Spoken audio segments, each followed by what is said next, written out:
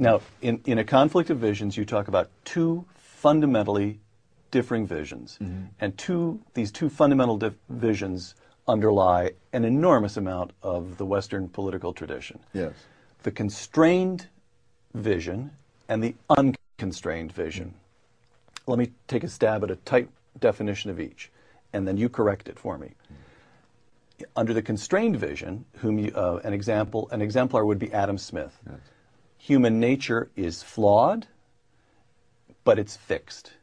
And the question is, how do we erect institutions that contain our flaws and permit us to live in the best possible society, given in effect the fallen nature of, or the fallen character of human nature? Fair? Yes, absolutely. So when you say constrained, it's a vision of human nature itself. Human nature is fixed, flawed, and therefore we operate within constraints.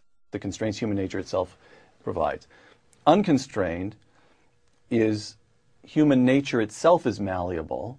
We must remake the world. There are institutions causing this pain and suffering. Oh, absolutely. Okay.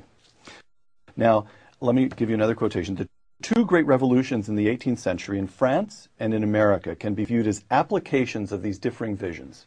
Explain that one.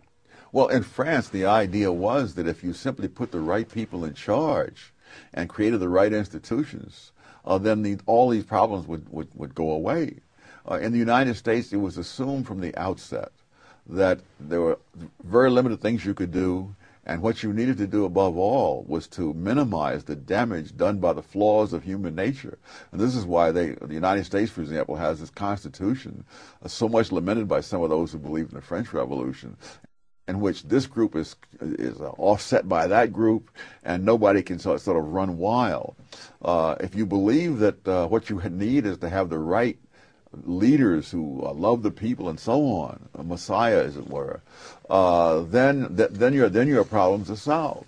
But if you don't believe there is any political messiah, and you believe that you have to make sure that all people are restrained in what they are able to do, then you have the separation of powers, you have elections, you have constitutions, you have all kinds of things hemming you in.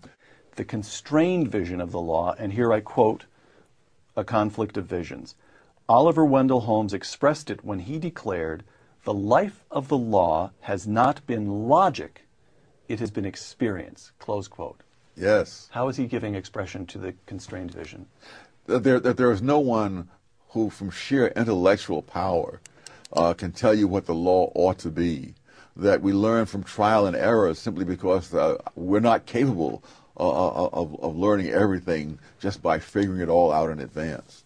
You write, the unconstrained vision, again I'm quoting you, has tended historically toward creating more equalized economic and social conditions in society, even if the means chosen imply great inequality in the right to decide such issues and choose such means, close quote. Inequality in the right to decide issues. Does that tell us why the left in the United States seems so much more comfortable with having courts make social policy? Oh, absolutely. That's what's going on. Absolutely. That they want equality of outcomes, and they will choose how to make the outcomes equal. But they don't want equality of choice on the part of the people themselves.